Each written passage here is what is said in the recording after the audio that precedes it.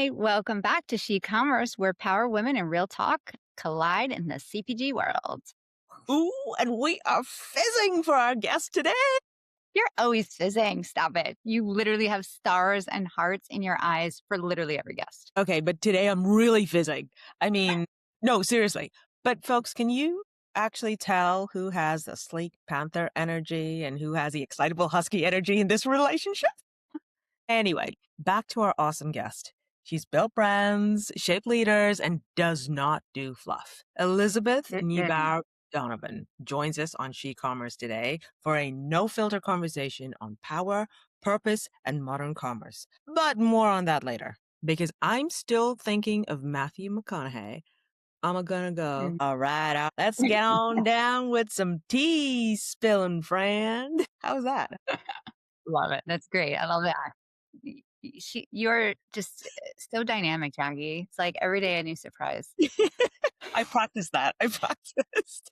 Well, this is our weekly roundup of what's happening across commerce, media, retail, leadership, and of course, the women that are making power moves. So let's start there. Melissa Grady Diaz has been named CEO of Measured Wellness, which is a personalized healthcare and wearables company. The move was reported this week, noting that Melissa is former CMO of Cadillac and has also built trusted brands across MetLife, Motorola, and Jaguar Land Rover. Ooh, fancy. So fancy. One of my favorite cars. Mm. I could have afford one. This one, however, is giving us a lot to unpack because yes, it's a CEO appointment, but it's bigger Mhm. than that. And the reason it's bigger than that is because it's also another example of a marketing leader stepping into the top seat. Mhm.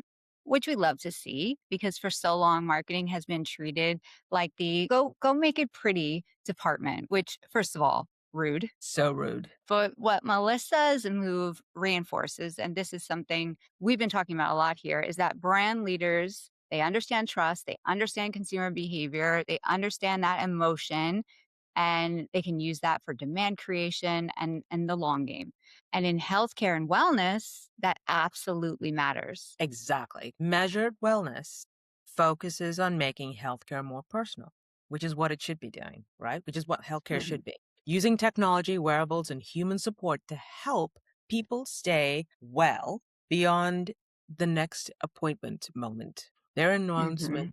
Their announcement describes the model as extending care beyond the exam room through data, programs, and human touch points. Mhm. And it's such an interesting pivot from cars to care and from that luxury positioning to personal health. I think that the common thread, though, if you were to try to find one between all of that, is trust. And whether you're asking someone to buy a super expensive vehicle or adopt a wearable, change a habit, a lifestyle, or believe in a new model of care, the Mhm. job is still starts and ends with earning that consumer's confidence. Completely. And let's call out the she of it all. A woman with deep CMO experience is now leading the company. That is not just a career headline, that is a signal.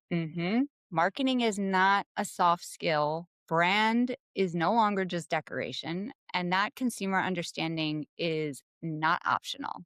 This is CEO level strategy. That's the tea. And honestly, we'll drink to that. All right, well, let's go to some industry tea, if we will. Instacart announced they're expanding their ads manager to retailers. Now, for in commerce, we know that retailers can activate campaigns directly in their Instacart ads manager, expanding the same self-serve advertising platform that has been used by many CPG brands to its retail partners. This is a big one for retail media, right? Because historically, a lot of the self serve muscle has been brand side. The CPGs launching sponsored products, optimizing against ROAS, trying to win the digital shelf. But now Instacart is saying, retailers, I see you. Come on in. The dashboard is for you to use as well. And the first capability they're highlighting is self serve retailer promotions. Retailers can create and manage basket level offers, target high intent consumer segments, and measure performance in real time, including Mhm. redemptions, total sales impact, and new to banner growth. That's a big deal. It's a lot. Yeah. Let's break down the so what here then. This is not, or at least it doesn't feel like just another ad tool. This is about retailers wanting more control over marketplace growth. Correct. Retailers do not want to just be the storefront. They are media owners, data owners, audience builders, and increasingly performance marketers. Yep. And for CPG brands, this changes the dance a little bit, right? Because now you have brands running campaigns, you have retailers running promotions, and Instacart is sitting in the middle with this closed loop measurement and high intent shopper data. Which It's sounds valuable. amazing. It is. It sounds amazing until Mm, every team is optimizing in silo and the mm. shopper gets hit with 6 versions of buy now. Yeah, you're absolutely right. And this is where we need to call BS on the idea that more tools automatically equals better outcomes. More tools can only help if the strategy is coordinated between them, that connectivity that we're going to be talking a lot about today. Correct. The opportunity is huge, however. Better retailer growth, smarter promotions, stronger baskets, and more relevant shopper engagement. And that is the crux Mhm, relevant shopper engagement. But the risk is fragmentation. Brands, mhm. retailers, platforms are all chasing their own metric. So the winning question therefore becomes, are we optimizing for the click, the basket, the trip, the household, or the relationships? Oh, hashtag swag idea. We should put that on a mug. Yep. And that's where she commerce always comes back to the same point. The real ROI isn't just about clicks. It's about connection. And boy, does our guest fulfill all of this and then some. Today's guest is one of those women who doesn't just participate in the industry conversation, she helps to set the agenda. We are joined by the brilliant, charismatic, and endlessly insightful Elizabeth Neubauer-Donovan, a commerce leader, powerhouse speaker, podcast host, industry connector, and let's be honest, the kind of lady who makes busy look wildly unqualified as a descriptor. Elizabeth was recently recognized in the Drums Commerce Media Power 100, which celebrates the leaders redefining the commerce media landscape. And if you've ever heard her speak, you know exactly why. She brings that rare mix of strategic sharpness, commercial instinct, emotional intelligence, and just enough spice to make a room sit up straighter. She is also the co host of Unlocked podcast with Austin and Elizabeth, where she gets under the skin of the evolving landscape of media networks, diving into innovation, sales, leadership, technology, measurement, and the client and agency perspective, which obviously we respect very deeply. And beyond the titles and accolades and microphones and main stages, because as if that wasn't enough, Elizabeth is also a busy working mother, navigating the beautiful, brutal, brilliant juggle of ambition, leadership, family, and showing up fully in a world that still loves to pretend those things should fit neatly into separate boxes. Spoiler alert, they do not. And that is exactly why this conversation matters. So today we're getting into it leadership, influence, motherhood, ambition, and what it really takes to build a career and a life with intention, impact, and absolutely no apology. Elizabeth, welcome to She Commerce. Woo! Feel Wow. like there needs to be a clap track there. My God. Welcome. Jackie, Christina, thank you so much for having me on the podcast. The minute I saw you in my inbox, I said, let's do this. Yeah. I need to bring Jackie with me wherever I go. I think it could We be need my to record ringtone in the that. morning. Yes, Yeah, for your I'm kids going to take especially. that and listen to it every morning when I'm tired. And I know I got to get one child to violin, the other one dressed and ready. And she does not like getting up to start my day. We all got to get out the door. But Jackie, that's my new ringtone. Thank you. Hey, you're welcome. And hey, Elizabeth, I do cartwheels too. Just saying. Uh-huh. I love it. That's Mhm. amazing. Well, thank you so much for having me, ladies. I'm so excited to dive in. We're excited Thank to you. have you. Thank you so much Yeah. for coming on board, Elizabeth. So let's get started. Let's start from before LinkedIn and before podcasts and motherhood. Who were you before everyone needed a piece of you? Well, we could go way back into when I was my children's age. I actually talked a lot. Could you believe it? I got in trouble for talking a lot. And even in kindergarten, they had to move my seat around. And now I tell them, well, I was just practicing for my future job. There you go. Miss Adler, Mm. she put me in the corner all the time. No one puts Nobody Elizabeth in puts the corner. Elizabeth in the corner. So much so in high school French class, I talked so much that Mr. Dilworth put me outside the classroom. Mr. Dilworth. Mr. Dilworth. But Well, Mr. I Dilworth, see clearly I remember these 2 teachers because they tried to silence me. But I thank them for that because I understand that there's a time and a place to use your voice. and boy, do you do that well. So that's a great sort of story of the making of Elizabeth. Is there any part of the in between times from then to now where maybe you grieve a little bit about your old self, your pre crazy busy self, where you still had maybe a little more time for you? I do that daily. I am constantly grieving a piece of me, and I think some others can resonate with this, especially after you turn 40. You're missing a piece of your independence. So I've been actively really trying to make that happen for myself and keeping time for myself, for my friendships, and the things that I like to do. And that's really something that stemmed from my dad's passing 2.5 years ago from pancreatic cancer. So life is short. We have to also take care of ourselves and make sure that we're being fed with love and light Mhm. while also giving love and light to everyone. Well, we know the juggle is real, and we need to talk about that, but not like the filtered Instagram version of all the balance and the chaos, the organized chaos, but the real one, the calendars, the logistics, everything that goes on behind the scenes that then plays a toll on the mental load and the guilt. The Mm. mom guilt is real, right? We talked about that. So, what does that juggling act look like for you in a normal week? It's really funny that, we're having this conversation. I'm not giving you the PG version. I'm actually going to go dive into what it really looks like because people always like, how do you do it? I would be exhausted. I can't manage it all. It's not easy. I'm not going to sugarcoat it. I have a 5 to 9 before I start my 9 to 5. And Mhm.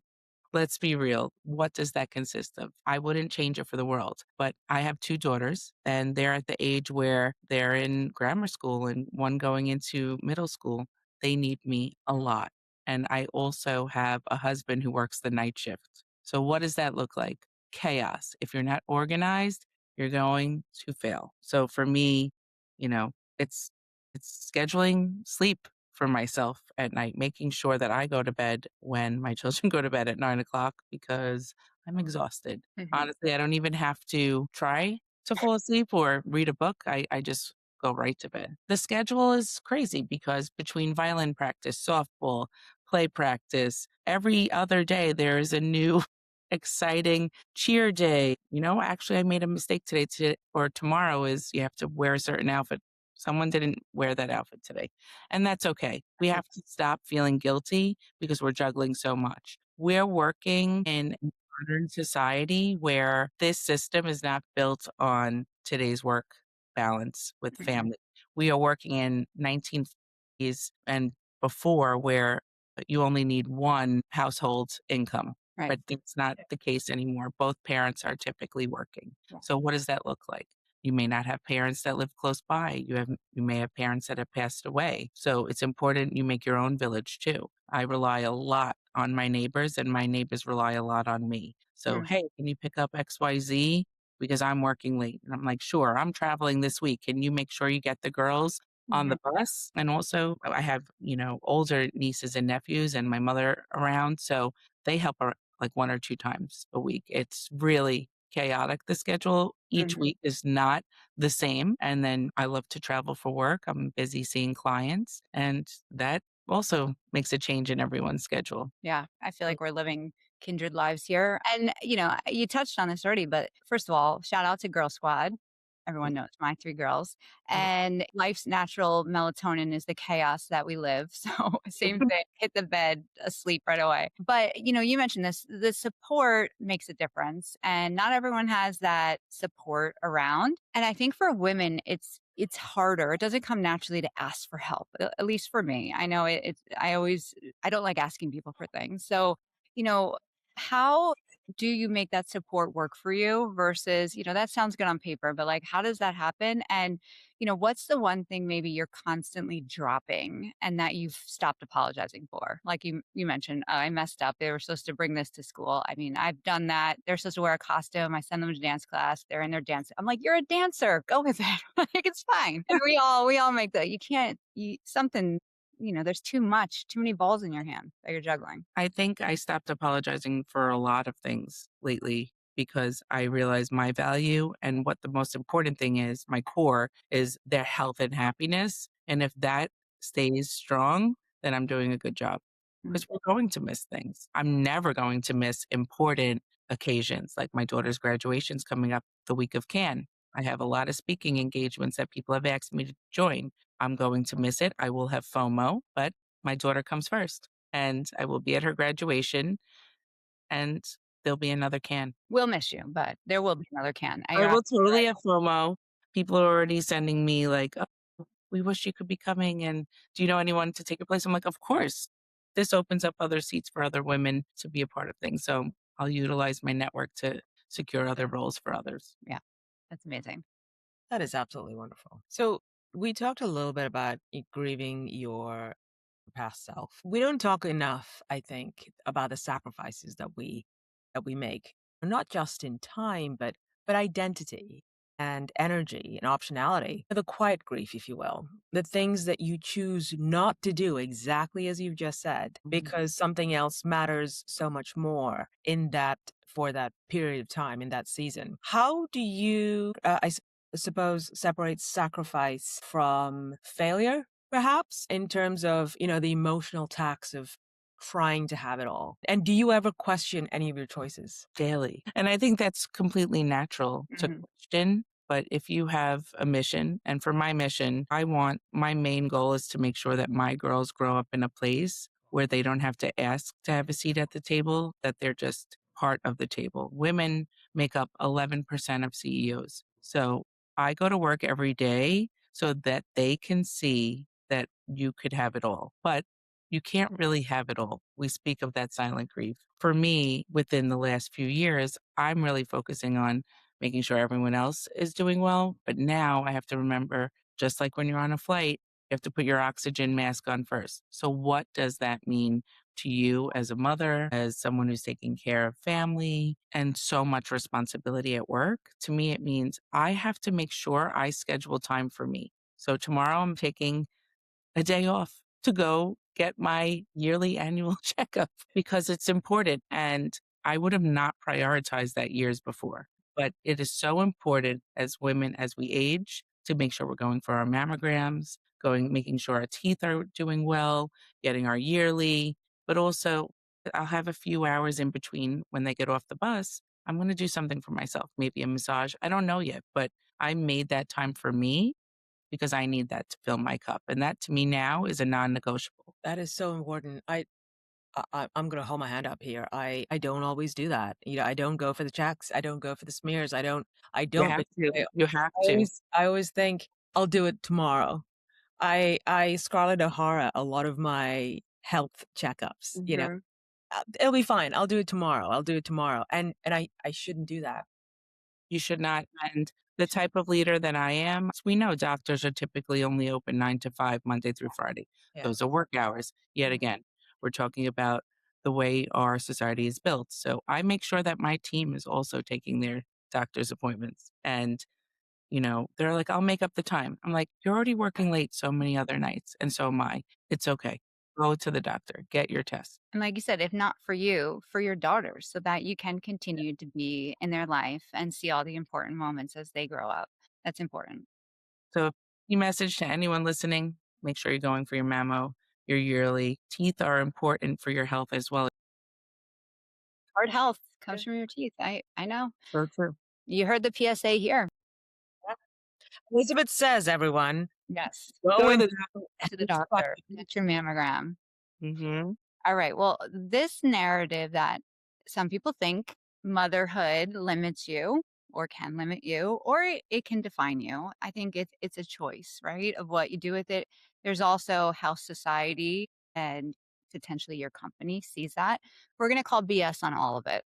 All right. We know that choice, it starts with you and it's the actions you take. So, what does the choice actually mean to you now? And how has that definition maybe changed? How have you redefined what success looks like for you seasonally? I'm sure the 25 version of you looked at success a little differently than today. Can you talk about that a little bit? Yes, and I'll also talk about how I perceive motherhood as an early mother compared to being in the trenches now where as my Mhm. daughters are aging, because I feel like sometimes in my early motherhood, I hid being a mother. Mhm. Like, I never brought up my children. So that I don't like because once someone throughout my career was like, when I showed a picture or something, "Oh, you showed the picture too many times," or, it made me feel a bit insecure. I think a lot of the challenges that we're facing, and I don't think too much in 2026 now, it's getting better. And Mhm.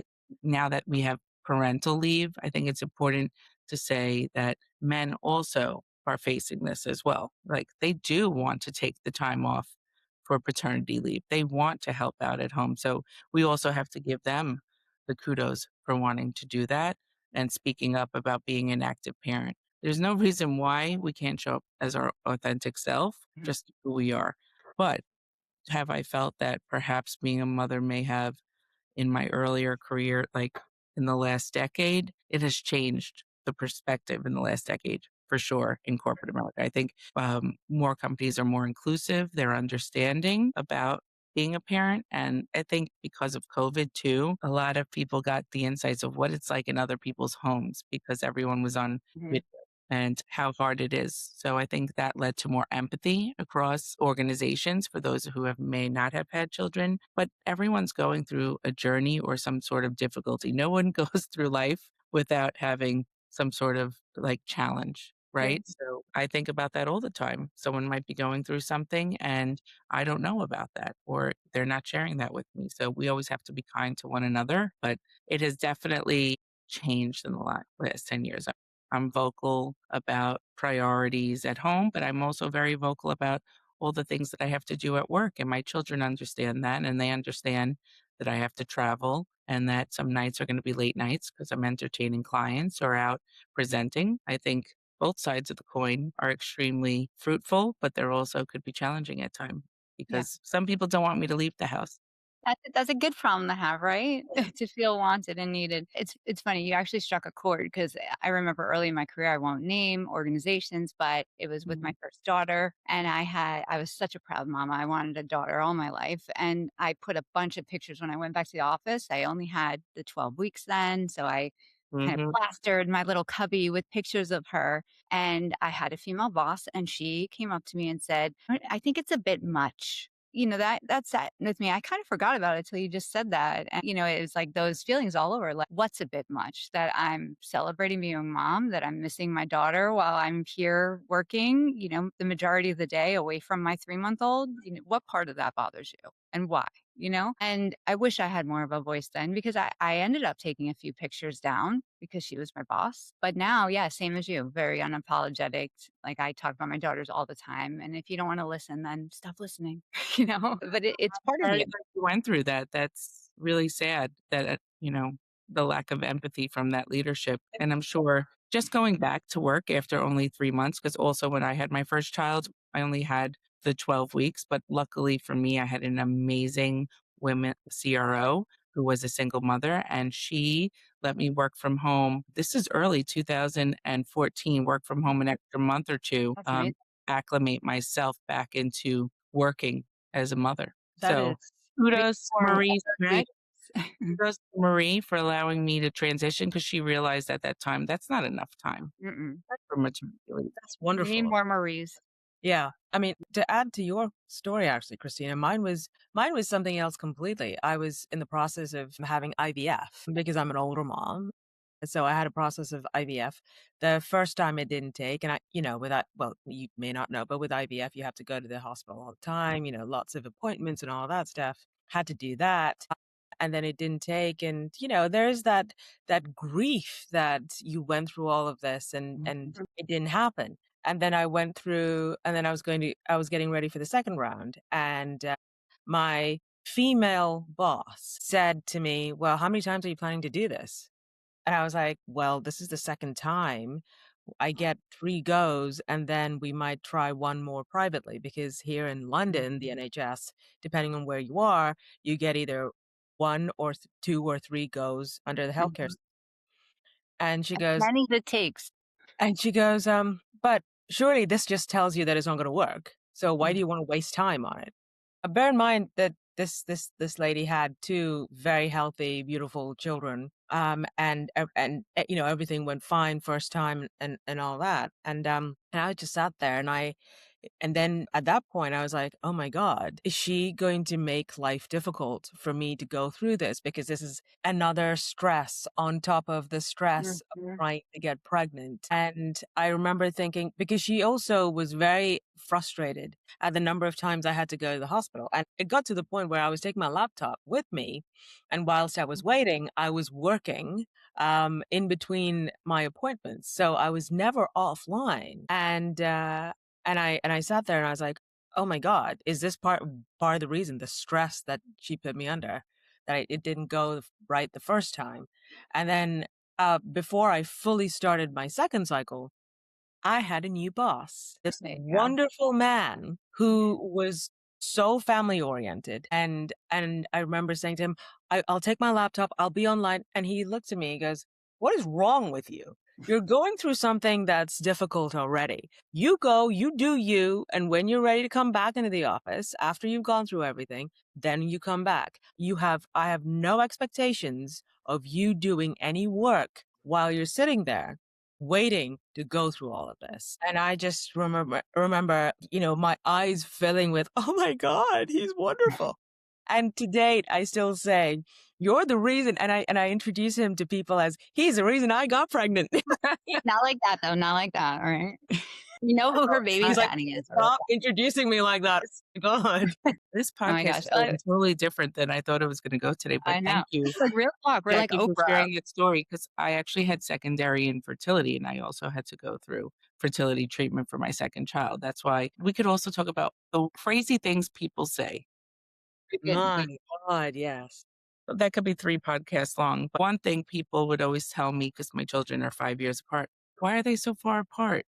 People would say, "Are you gonna have another one?" So one time I actually said, "I had a miscarriage, and yeah, that's why, they're not close in age. I'm still trying." But it's really none of anyone's business. That's why Okay. I only told a few close friends when I was going through a fertility treatment because people say the wildest things. And assume things like they Yeah, did in those cases, and I think to your point earlier, Elizabeth, you don't know what someone has going on, so be kind, be empathetic, and seek to understand if it's really something you need to, if that's affecting you. completely. But both thank you both for sharing that part of your journey. It's a very difficult journey. It's not only stressful on you, it's stressful on your spouse. It's Yeah, stressful really on your body too, all the hormones that you're putting in your body that your body's not making naturally. So anyone that's going through that, my heart goes through it because it could be a very long and grueling process and it takes a toll on your health, your I mental health especially. All right. Well, we are gonna pivot. Yeah, let's pivot. But I think these conversations are important to have because they don't we don't really have them. Yeah, no, it's a great conversation, and I think women need to hear it too, so that it becomes more normalized. But we are going to switch to talk about commerce media, talk about your bread and butter. Life. So you were recently featured in the drum, as Jackie mentioned, talking about the future of commerce media. And what I loved is that you didn't just play the buzzword bingo, which was kind of the focus. You really translated those buzzwords into actual business problems. Like, what does this mean? What do you need to do? And I And love one that. thing and one thing that jumped out was your point with there being 240 plus Plus, retail plus. commerce media Mhm. network, right?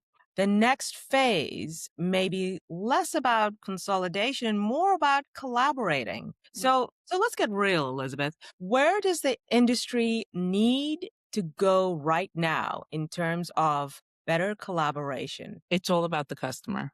And I'll say this, and I always say this, you need to know your customer. You need to know how to retain your customer. Retail, commerce, media, financial media, when you're thinking about it, this is all a secondary layer of top line revenue for these companies. They already have an amazing brand and a service that they're providing to their members and their loyal customers. What can you do to make it additive to keep them and have them coming back, but also you want them engaged, right? Many, many times when everyone loves the word consolidation, yes, there will be consolidation, but the way that we have to go to market is to make sure that you're partnering with the right technology partners, the right content partners, because commerce media is so many different channels, right? I don't want to just see an ad that doesn't make sense for me. So, of course, I'm always going to say the first important thing you have to do is be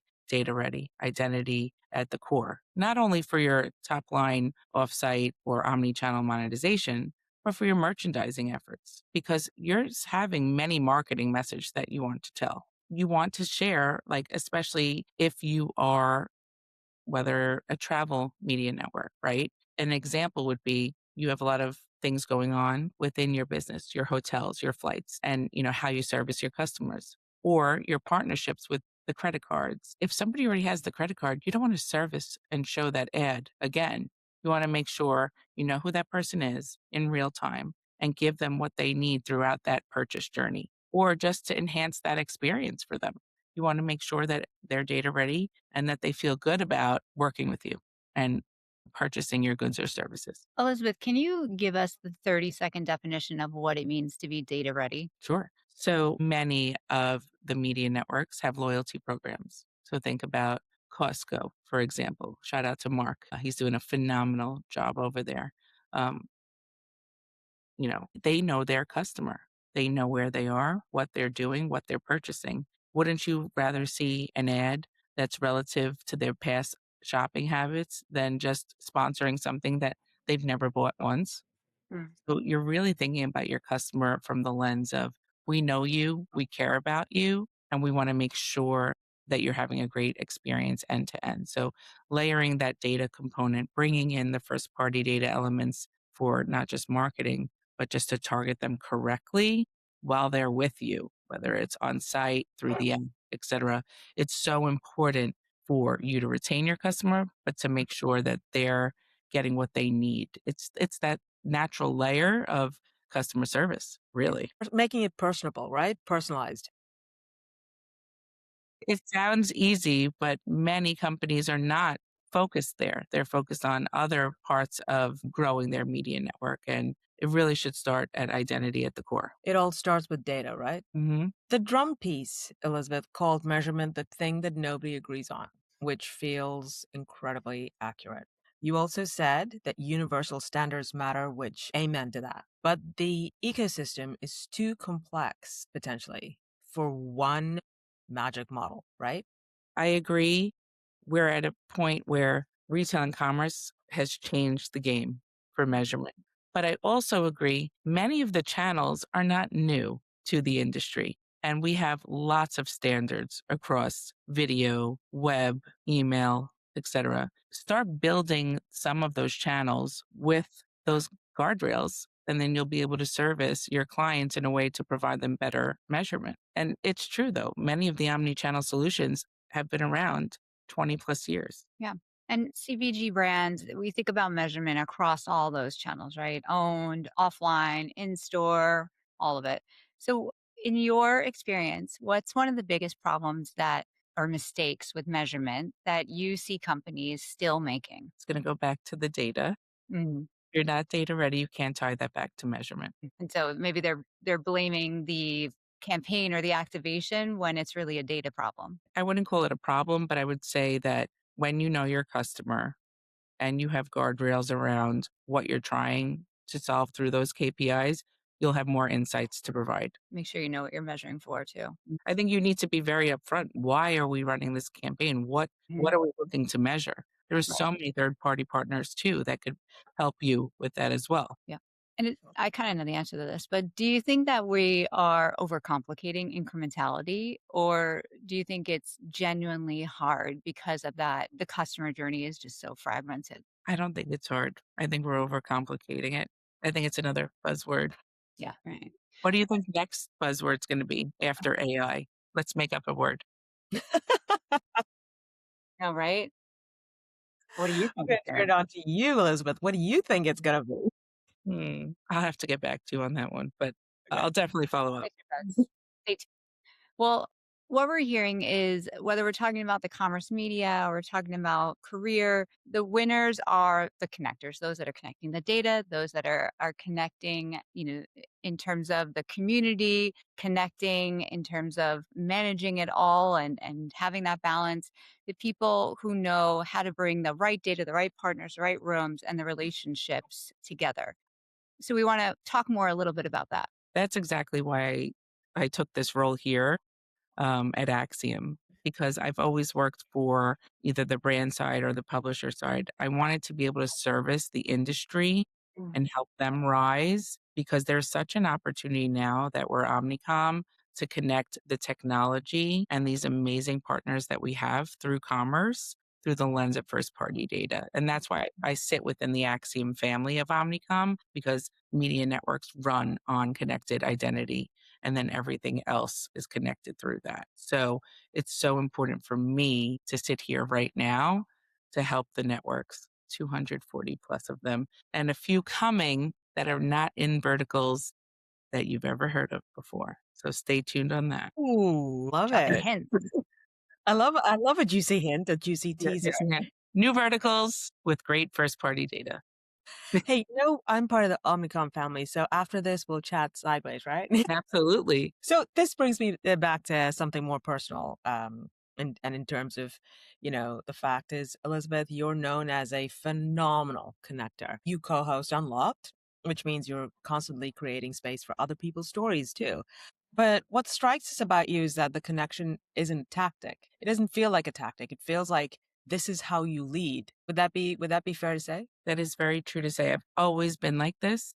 I don't know. I just love people. Mhm. I love getting to know people. And I love, now that I'm in, have been in a leadership role, I like to see the best in my teams, in my family, in my friends. So I connect them in ways that are going to, help bring a little ease to their lives Mhm. or educate them in ways that I can. Just like I've had many mentors to support me. I love to give back to the community. For me, it's important to really know my team and be in the ins and outs, but not a micromanager. But everyone has something that keeps them up at night and their why. And if you know your team's why, they're going to perform better. They're going to be happy to go to work.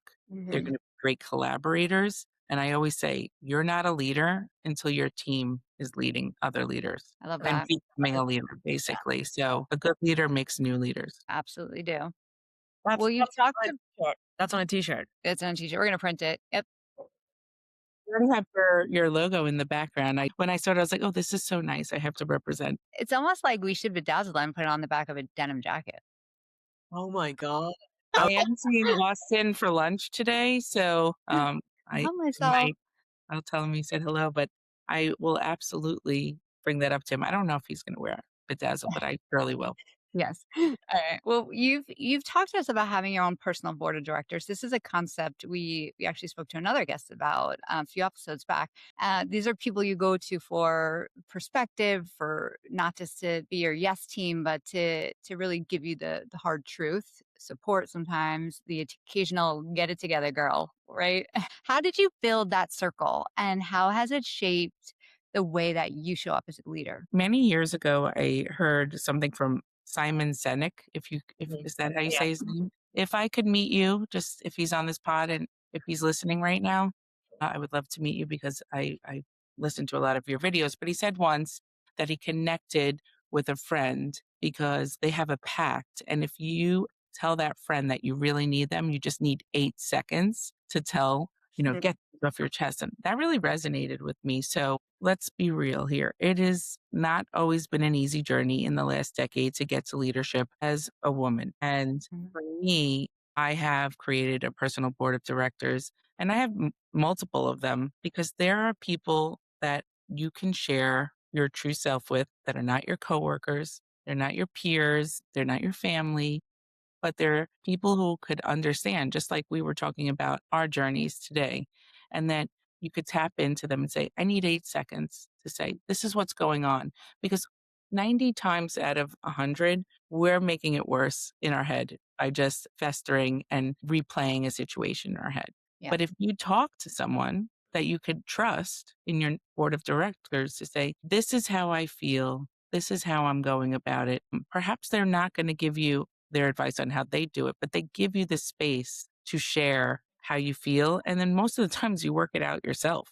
You just need someone to listen to you, but the true ones will say, oh, this is a little tricky. Maybe you should do this. Or, sometimes you just feel tired and you're exhausted and you're mothering and you're working and you just need someone to say, like, Jackie's opening, I'm going to play that. You just need that uplifting situation where You it's a got little this. boost of confidence. You got this. You got it. So Simon Sinek, he said it, that 8 seconds. And it's true. It takes not too long. Hey, can we hop on a call really quickly or a video chat? I think it does wonders for women's mental health and brings community together. Your board of directors doesn't have to be just women. I have, many male mentors as well. Agree. Agree. Wow. All right. Well, gosh, Elizabeth, just listening to you is just a masterclass of how to deal, how to grow, to how to reframe. It's fabulous. All So righty. I think, any what I would want the audience to take for themselves as they're listening. One, make time for yourself, even if it's an hour a day. Go for a walk, go to the gym, go to your doctor's appointments. But two is just be authentic to yourself and your community. We can't do everything at 100%, but we can surely try our best to show up for people. And I think that's the most important thing. So don't have any guilt if you're missing something Yeah. or, you feel like you forgot something. We're only human. We have Yeah. to be kinder to ourselves first. Yep. So you heard it here, all you women that are ambitious, capable, exhausted as well. You don't Well, owe perfection. You don't owe perfection. It takes a village and you need some boundaries to manage all of that. So you heard it from the wisdom of Elizabeth that has joined us today. But before we let you go, we have to do our lightning round, which is just very quick answers, top of mind. So I'll let Jackie kick us off. Oh, I'm excited. Let's go. all righty. Personal board of directors. Who are you calling first? The hype woman, the truth teller, or the strategist? I'm always calling the hype woman. Jackie's going to get a call. I'm always calling the hype woman. My husband's like, you call Rosemary all the time. Like it could be 10 p.m. at night. And because she's in Wichita, Kansas, we worked together at AccuWeather a long time ago. And I said, because no matter what I say, she agrees with me. And sometimes you and I are getting in a little disagreement. I want her to be like, yes, Elizabeth, you're right. Need Because that I know validation. she'll give me that answer. Love it. All right. Pivoting. Commerce media buzzword you would ban forever. Incrementality, interoperability, or retail media flywheel. Okay, I love interoperability. That's like my favorite thing. That's what I feel makes the engine run. The word I dislike, it's just like a corporate jargon as it is crawl, walk, run. I can't Really? stand that. Can we stop using that? Yep. Yep. I agree. Yeah, We use it 100%. way too much. So, okay. Please stop using that. All right. We're done. We won't use that. We promise. I My knew favorite. you'd ask this question. I knew you would ask this question, Christina. It's my favorite question. What is your hype song when you're getting ready for a big presentation? All I do is win. All I do is win, win, win, no matter what. When Yeah. you're prepared, you know what you're doing. It's a good song. I love that song. That is a hype song for sure. All right. Well, Elizabeth, we cannot thank you enough. And with every episode of She Commerce, we're building a growing network of leaders and advocates. And we ask that our guests take the pledge to pay it forward, amplify women's voices as you already do, and continue to help shape the future of commerce. So, Elizabeth, will you take the pledge? I take the pledge every day, all day. And forevermore. It was such an honor to be with you both, and I'm so happy that you reached out to me. So thank you so much for having me on your podcast. No, the Elizabeth, honor is the all ours. honor, Thank you so honor and privilege has been ours having you as our guest. And much. with that, we end with this reminder as always, bold brands, fierce women, one sisterhood. I love it. Thank Thank you, you. ladies.